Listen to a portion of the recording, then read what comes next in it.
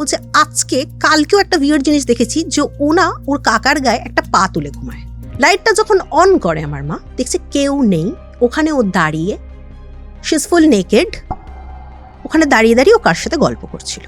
চন্দনা aunty Ankita দিকে যতটা ভালোবাসতো একটুখানি রাগ করতে শুরু করে, কোথাও গিয়ে ওটা মানতে পারে না। যদিও বা অমিত আঙ্কেলের কাছে ক্ষমা টমা চাওয়া হয়েছে, মাও গেছে, আরও মানে লোকজন গেছে, একটু ম্যাটারটা সলভ হয়ে গেছে, তবুও ওকে ঠিক একটু রাগ করে। আরেকটা জিনিস হয়েছিল, একটু মুড সুইংস হতো কেন, আন্টি কনসিভ করেছিলেন, ঠিক আছে।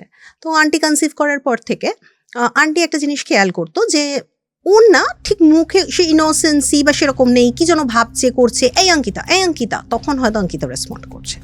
যাই হোক, এসব হতে থাকে। একদিন আন্টি, এগুলো কিন্তু তোমাকে বলছি কজদফ, পুরো এটা কিন্তু 1 বছরের ঘটনা প্রায়, মানে ওই সিচুয়েশন থেকে এটা আরও 4-5 দিন পরে, অমিত আঙ্কেলের ঘটনাটার পরে, চন্দনা আন্টি আমাদের বাড়িতে এসে নক করে প্রায় রাত 11টার সময়, প্রায় 11টা। যাই হোক, মা দরজা খোলে, তখন আমার বাবাও ছিলেন। তো বাবা বলছে যে হ্যাঁ কী হয়েছে চন্দনা, এসছো? হ্যাঁ বলো। বলছে দিদি আছে, আমি একটু দিদির সাথে কথা বলবো। দিদি শোনো না, একটা ঘটনা হয়েছে, আমি না থাকতে পারবো না, বিশ্বাস করো। বলছে কেন কি হয়েছে, এরকম এত রাতে জেগে আছিস? মা তো আগে এরকম আর কি একটু বলছে, বিং কেয়ারিং। তো তখন আন্টি বলছে অ্যাকচুয়ালি আমি না একটা খুব বাজে জিনিস এক্সপিরিয়েন্স করলাম। অঙ্কিতা, ও জানো অঙ্কিতা কি করেছে? বলছে কি করেছে, কিছু বলেছে তোকে? বলছে হ্যাঁ, অঙ্কিতা প্রথমে বলছিল আমার একটু জ্বর এসছে, আমি খাবো না। তো আমি ওর কাকা দুজন মিলে কেন খাবি না এরকম একটা ব্যাপার বলতে যায়, এবং ওর কাকা খুব করে বলছে হ্যাঁ বাবু, মানে ওকে ওর একটা নিকনেম ছিল, আমার এই মুহূর্তে মনে পড়ছে না, হ্যাঁ বাবু ওট কিছু খাটা এরকম বলছে। তো যাই হোক, কাকা খাইয়ে দিল, কাকা ও খেলো, ঠিক আছে। এটা আগের দিন রাতেও হয়েছে। তারপরে ওই মানে চন্দনা আন্টি আর আঙ্কেলের মাঝখানে অঙ্কিতা দিয়ে সে শুচ্ছে, ঠিক আছে, সামহাও ভয় পাচ্ছে হোক বা কিছু একটা এক্সপিরিয়েন্স করছে, কিন্তু ওদেরকে কিছু বলছে না। তখন মা বলছে ঠিক আছে, আমি অঙ্কিতার সাথে তাহলে আরেকবার কথা বলবো, ওর মনে কিছু একটা প্রবলেম হচ্ছে জানিস তো, কাউকে একটু দেখানোটা কোনো আমাদের দরকার। তখন হঠাৎ করে আন্টি বলছে না, ওর সাথে আমি আর কোনো কথা বলবো না, ইনফ্যাক্ট আমি এটাই ভাবছি, আমার মনে হয় এখানে থাকা উচিত না, আমি কলকাতায় চলে যাবো, বুঝলে তো, আমার ভাল লাগছে না, আমি এখানে থাকবো না। বলছে কেন? বলছে আজকে কালকেও একটা উইয়ার্ড জিনিস দেখেছি যে ওনা ওর কাকার গায়ে একটা পা তুলে ঘুমায়, ঠিক আছে। আর আজকে যেটা দেখছিলাম যে ওর কাকা আজকে ওকে খাইয়ে দিচ্ছিল, ও না মানে লিটারালি একটু সেক্সুয়ালি ওর কাকার ফিঙ্গার্সগুলো সাপ করছিল খেতে খেতে অঙ্কিতা। কি বলছো? এক্স্যাক্টলি, খুব ডিস্টার্বিং, বাট এটা করছিল, ঠিক আছে। ইভেন এই কনভারসেশনটা পুরোপুরি কজদফ আমার সামনেই হচ্ছিল, কিন্তু আমার সত্যি কথা এই ব্যাপারে একদম জ্ঞান ছিল না, ঠিক আছে। হ্যাঁ, আমরা বিং লেট 90s কিড, তো আমরা একটু বোকাশোকাই ছিলাম ওই সময়টা। তো আমি না শুনছি যে কেন মানে অঙ্কিতা দিকে কেন বকছে, অঙ্কিতাকে দিকে কেন বকছে, বলছে যে ওর সাথে আমি থাকতে পারবো না। তারপরে আমি এটা ওর কাকাকে বললাম যে তুমি ওকে কিছু বলছো না কেন? ওর কাকা বলছে ও তো বাচ্চা, ও না বুঝতে পারছে না, ঠিক আছে। ওর কাকা বলছে ও তো বাচ্চা, ও বুঝতে পারছে না। বলছে হ্যাঁ ও ঠিক বুঝতে পারছে। তখন নাকি অঙ্কিতা দি নাকি চন্দনা আন্টিকে বলেছে, উইচ ইজ ভেরি উইয়ার্ড। বলছে আমি থাকবো না, চন্দনা আন্টি হয়তো বলছে। তখন অঙ্কিতা দি বলছে হ্যাঁ তুমি গেলে যাও, আমি থাকবো, কাকা আর আমি থেকে যাবো, ঠিক আছে। তো এই কথাটা না ও খুব মানে নর্মালি বলেনি, টোনে বোঝা যায়। হ্যাঁ, এটা একটা নিচের কথা নয় তার আঙ্কেলের জন্য, এটা একজন ভাইজি তার কাকাকে বলতে পারে না, ঠিক আছে। ও এমন ভাবেই কথাটা বলে এবং ভীষণ ডিস্টার্ব হয়ে যায় চন্দনা আন্টি, ভীষণ কান্নাকাটি করে, আর পুরো দোষটা আঙ্কেলকে দেয়। মানে আঙ্কেল বলছে যে আমি তো কিছু জানিই না, এবং পরবর্তীকালে আঙ্কেল আসে, যাই হোক সব কথা টথা হয়। তখন না মার আরও কিছু মায়া টায়া হলো। মা আবার এই দিকে একটা জিনিস ভাবছিল, মানে মা যেটা ভাবছিল পরে মায়ের সাথে কথা বলে বুঝেছি যে চন্দনা আন্টিও কনসিভ করেছে, এত প্রেশার, ওই মেয়েটার একটু মেন্টাল হেলথ একটু প্রবলেম চলছে, এগুলো না আন্টি নিতে পারছে না, হয়তো ওভার রিঅ্যাক্ট করছে। মা আবার একটু মানে অঙ্কিতা দিকে ডাকার চেষ্টা করে যে তুই কি বলছিলি? হ্যাঁ মাসিমণি কিছু বলিনি। মায়ের সাথে কিন্তু she is like very good girl, very nice, কিছু কিন্তু বলে না। তো মা ওর সাথে গিয়ে ঠিয়ে কথা টথা বলে ঠিক আছে কোনো অসুবিধা নেই। তখন বলছে আমি চলে যাব বাড়িতে, সব চন্দনা আন্টি বলে। তখন মা আবার এবার নতুন একটা জিনিস শুরু করলো যে ঠিক আছে স্কুল থেকে আসার পরে তো আমার বাড়িতে আসতোই একটা টাইমে, ওনার রাতে যেন খেয়ে দে আমার বাড়িতে চলে আসে।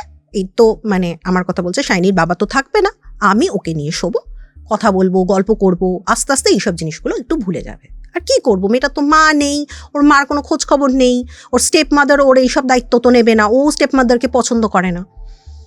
তোমার মা খুব সাপোর্ট করেছেন? আমার মা সবাইকেই সাপোর্ট করতেন, লাস্ট অবধিও আমার মা সাপোর্ট করতেন। আমাদের বাড়িতে একজন ডোমেস্টিক হেল্প ছিলেন, ওনাকে গ্র্যাজুয়েশন করে উনি একটা জব করেন এখন, ঠিক আছে।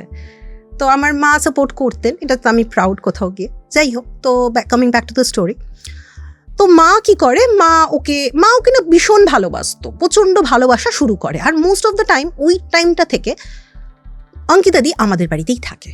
আর আমার না কেন জানি না খুব আনন্দ হতে থাকে যে দিদি থাকবে, খুব মজা, আমাকে বোধহয় একটু কম পড়তে হবে বা এরকম কিছু।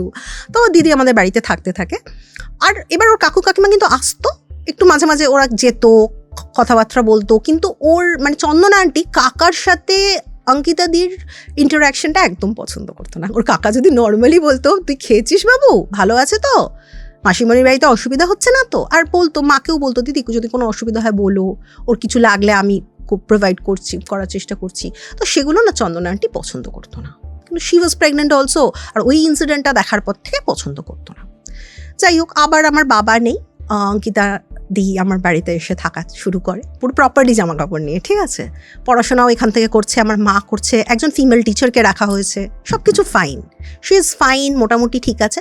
শুধু মাঝে মাঝে না, ধরো ঘুমিয়ে আছে, ঘুমের মধ্যে একটু এরকম একটু করে উঠলো, মার পাশে শুতো, একদিকে আমি, মাঝখানে মা, তারপর ও, একটাই রুমে, ঠিক আছে। আর ও ওরকম করে উঠতো। তো মা বলতো, এই অঙ্কিতা, এই কি হয়েছে, হ্যাঁ বাবা ওঠ না, একটু জল টল খা, ঠিক কর, আবার ঠিক হয়ে যেত। আর কিচ্ছু হতো না, এটা 1-2 আমি শুনেছি। আর কোনো ইস্যু নেই, ওর শরীরটাও একটু ঠিকঠাক আছে, মেয়েটা একদম ভালো পড়াশোনায়, ওর ফার্স্ট এক্সামও চলে আসে, এক্সাম দিচ্ছে, সব ঠিক আছে। এর মাঝখানে ওর কাকা জেনারেলি আবার এসছিল এরকম কিছু। তো না মানে she tried to kiss her uncle. হ্যাঁ, হয়তো কথা বলতে এসছে কিছু, আমাদের বাড়িতেই হয়েছে ইনসিডেন্টটা রেগুলার। কিন্তু মা মানে এখানে কোনো ভয় প্রেজেন্স কিচ্ছু নেই। মা কিন্তু মানে সবার খুব মনেই হতে পারে যে একটা নর্মাল সাইকোলজিক্যাল ইস্যুও হতে পারে। তো এই জিনিসটা ওর হয়, মাঝে মাঝে এরকমই হয় যে ও আবার আঙ্কেলকে একটু করে। তো ওর মানে কাকা না, মানে এই জিনিসটা চন্দনা আন্টিকেও বলেনি, কিন্তু আমার মা সামহাও জেনে গেছিলো ব্যাপারটা।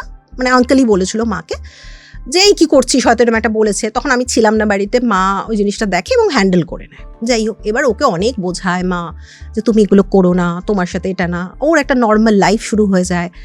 তো ওর একটা ক্লাসমেট ছিল, একটা ছেলে, করণ বলে, নামটা বলিয়ে দিচ্ছি। তো ওই নন বেঙ্গলি, বাট ওই ভাইয়াকে না ভীষণ কিউট দেখতে ছিল। তো ও না অঙ্কিতা দিকে লাইক করতে শুরু করে।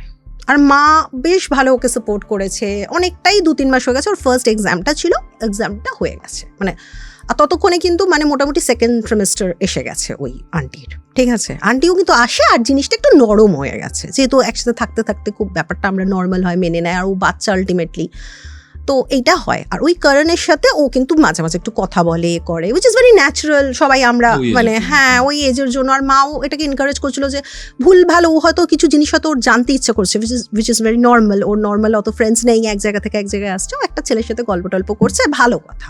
কিন্তু তাও করণকে দেখে মা বলেছিল, করণ যেহেতু স্কুলেরই ছিল, মা স্কুলেরই টিচার যদিও বা মানে মর্নিং সেশনে, তো মা করণকে বলেছিল যে দেখো বেটা ঠিক হ্যাঁ, ज़्यादा ঘুমনা ফিরনা নেই, এরকম করে সব বুঝিয়েছিল ওকে, ঠিক আছে। তো সব কিছুই খুব ভালো হচ্ছে, ভালো চলছে। এরপরে কি হয়, মা একদিন ওকে নিয়ে রাতে শুয়ে আছে, এক্সাম ওর হয়ে গেছে, ও খুব ঘুরছে বেড়াচ্ছে, সাইকেল ঘুরছে, সাইকেল কেনা না, আমাদের একটা সাইকেল ছিল, যাই হোক। তো সাইকেলটা নিয়ে ও বেরোতো আর কি। মার আর সাইক্লিং করা হয়নি, ওরা ওই চালাতো। তো ঘুরতো ফুরতো, খুব মজা করতো, সব কিছুই ঠিকঠাক চলছে। অলমোস্ট পুজোর টাইমে, তো কোয়ার্টারে একটা পুজো হয়, দুর্গা পুজো হয়।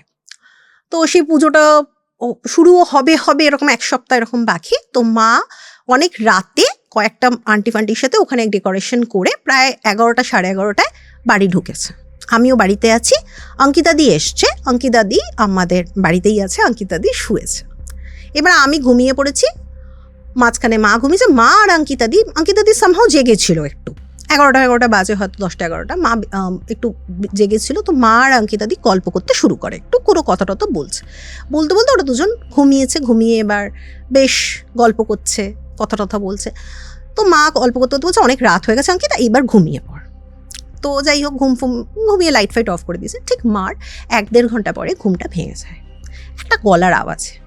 তো মা না ঘুমের মধ্যেই ভাবে যেহেতু আমিও ছিলাম রুমে, আমার সাথে অঙ্কিতা দি ইন্টারাক্ট করছে।